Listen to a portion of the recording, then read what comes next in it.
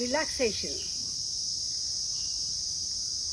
ತುಂಬ ಜನಕ್ಕೆ ಈ ರಿಲ್ಯಾಕ್ಸೇಷನ್ನೇ ದೊಡ್ಡ ಪ್ರಾಬ್ಲಮ್.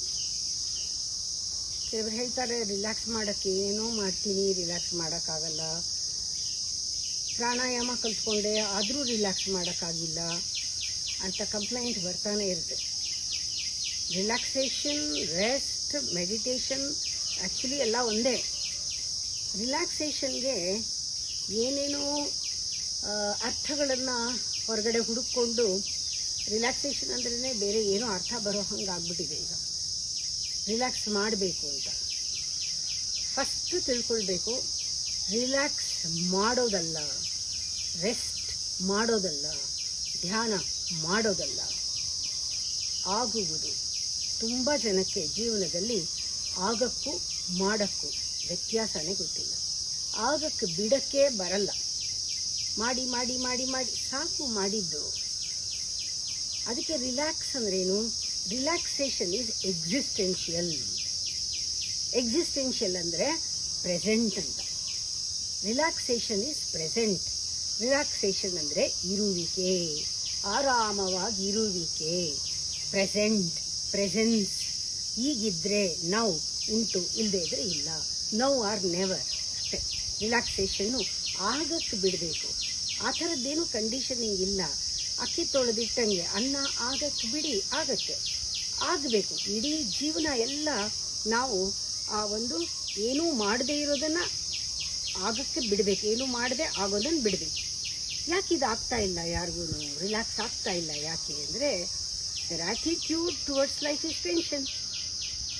ಅವರ ಆ್ಯಟಿಟ್ಯೂಡ್ನಲ್ಲೇ ಟೆನ್ಷನ್. ಎಷ್ಟು ಟೆನ್ಷನ್ ಅಂದರೆ ಅವರೇ tension, they are tension. Human beings are tension between past and future, no present. ಇಷ್ಟೇ ಆಗಿರೋದು. ನೀವೇ ಟೆನ್ಷನ್. ಟೆನ್ಷನ್ಗೆ 2 poles ಬೇಕು. ಯಾವುದು 2 pole? Yesterday and tomorrow. You are in between future and the past. You are tensed. You are totally absent in the present. Absence of your presence ಅಂದ್ರೇನು? Ego is present ಅಂತ. ಒಬ್ರು ಹೇಳಿದ್ರು ನನಗೆ relaxation ಸತ್ತ ಮೇಲೆ ಸಿಗೋದ್ರಿ, ವಿಶ್ರಾಂತಿ ಸತ್ತ ಮೇಲೆ ಅಂತ. ಆ ಥರ ಫೂಲಿ ಸ್ಟೇಟ್ಮೆಂಟ್ ಎಲ್ಲ ಸ್ಟಾಪ್ ಮಾಡಿ. ಇಲ್ಲಿ ಸಾಯ್ಬೇಕಾಗಿರೋದು ನೀವಲ್ಲ, ನಮ್ಮ ಅಹಂಕಾರ ಸಾಯ್ಬೇಕು. The death of ego. Ego is the birth of wisdom. ನನಗಿದು ತುಂಬ ಇಷ್ಟ. ಈಗೋ ಸತ್ತಾಗ ಹೊಸದಾಗಿ ಹುಟ್ಟುತ್ತೀವಿ. ಈಗೋ ಸತ್ತಾಗ ಆ ಸಾವಿನಲ್ಲಿ ಒಳ್ಳೆ ಜೀವನ ಹುಟ್ಟತ್ತೆ. ಅಂದ್ರೇನು? ಈ ಈಗೋ ಇರೋದ್ರಿಂದಲೇ ನಮ್ಮನ್ನು ಇರಕ್ಕೆ ಬಿಡ್ತಾ ಇಲ್ಲ ಪ್ರೆಸೆನ್ಸ್ನಲ್ಲಿ. Ego is your absence of true presence ಅಂತ. ಈಗ ಈಗೋ ಅಂದರೆ ನಮ್ಮ ಆಲೋಚನೆಗಳು. ಮಲಗಿದ್ದಾಗಲೂ ಮನಸ್ಸಲ್ಲಿರ್ತೀರಾ, ಕನಸಲ್ಲೂ ಮನಸ್ಸಲ್ಲಿರ್ತೀರಾ, ಎದ್ದಿದ್ದಾಗಲೂ ಮನಸ್ಸಲ್ಲಿರ್ತೀರಾ. ಎಷ್ಟೊಂದು ಮನಸ್ಸಲ್ಲಿರೋದು over doing in the mind.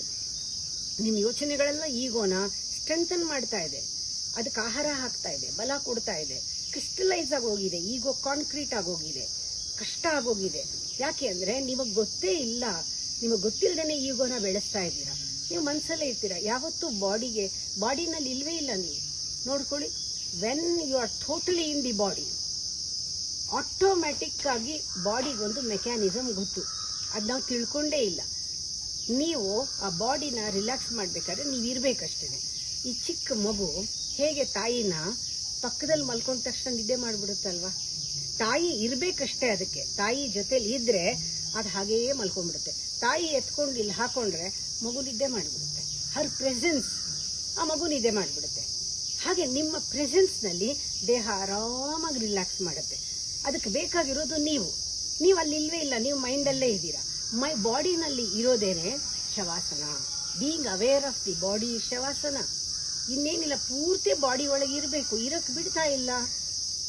ಮನಸ್ಸಲ್ಲೇ ಇದ್ದೀರಾ. ಆಟೋಮ್ಯಾಟಿಕ್ ಆಗಿ ಬಾಡಿಗೆ ಒಂದು ರೆಸ್ಟ್ ತಗೊಳ್ಳೋ ಅಂಥದ್ದೊಂದು ಇದು ಇತ್ತು. ಆದರೆ ನಾವು ಬಾಡಿನಲ್ಲಿ ಇಲ್ವೇ ಇಲ್ಲ. ಒಂದು ಜ್ಞಾಪಕ ಇಟ್ಕೊಳ್ಳಿ, ಈ ಮನಸ್ಸು ಅನ್ನೋದು ಒಂದು ಗೋಡೆ ನಿರ್ಮಾಣ ಮಾಡಿಬಿಟ್ಟಿದೆ. ಬಾಡಿಗೂ ಸೋಲ್ಗೂ ಒಂದು ಗೋಡೆ ಬಂದ್ಬಿಟ್ಟಿದೆ. ಮನಸ್ಸು ನಿರ್ಮಾಣ ಮಾಡಿಬಿಟ್ಟಿದೆ.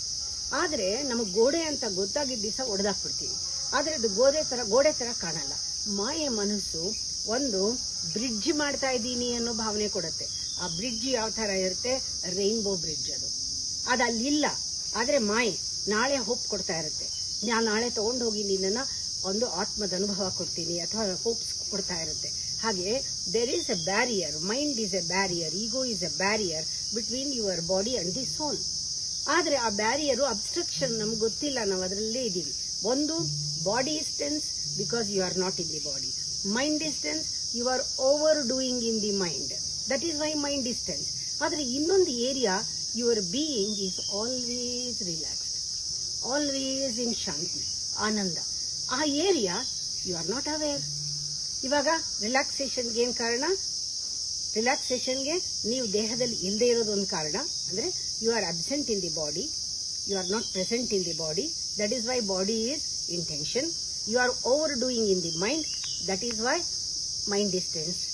But you are not aware of the real area where there is relaxation. ಇವಾಗ ಏನು ಮಾಡಬೇಕು? ಯಾರೋ ಕೇಳಿದ್ರು ಪ್ರಾಣಾಯಾಮ ಮಾಡಿದ್ರು ನಮ್ಗೆ ರಿಲ್ಯಾಕ್ಸ್ ಆಗಲ್ಲ ಅಂತ. ಪ್ರಾಣಾಯಾಮ ಈಸ್ ಬ್ರೀದಿಂಗ್. ನ್ಯಾಚುರಲ್ ಆಗಿ ಉಸಿರಾಡ್ತಾನೆ ಇದ್ದೀರಲ್ವಾ, ಅದಕ್ಕೇನು ಮಾಡಬೇಕಾಗಿಲ್ಲ. You are already in that process of breathing.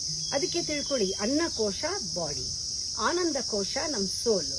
ಇದೆರಡನ್ನೂ connect ಮಾಡೋದು ಮೈಂಡ್ ಅಲ್ಲ, ಆ ರೈನ್ಬೋ ಅಲ್ಲ, ಆ ಗೋಡೆ ಅಲ್ಲ, ಅದೆಲ್ಲ ಮಾಯೆ. Pranayama is a real a bridge between you and the soul. ಯಾವಾಗ ಪ್ರಾಣಾಯಾಮ ಮಾಡ್ತೀವಿ, ಆ ಆನಂದ ಅನ್ನೋದು, ಆ ಸ್ಪಿರಿಟ್ ಅಂತ ಏನಿದೆ, it runs to the matter, it flows to the matter. Relaxation automatic ಆಗುತ್ತೆ. ರಿಲ್ಯಾಕ್ಸ್ಡ್ ಆಗಿರೋದೇ ನಮ್ಮ ಸ್ವರೂಪ. ನಮಗೆ ಗೊತ್ತಿಲ್ಲದೆ ಇರೋದೇ ಒಂದು ಕಾರಣ. ಎರಡನೇದು, body is very close to the soul. When you relax your body, the soul enters. ಯಾವಾಗ? When the ego is absent.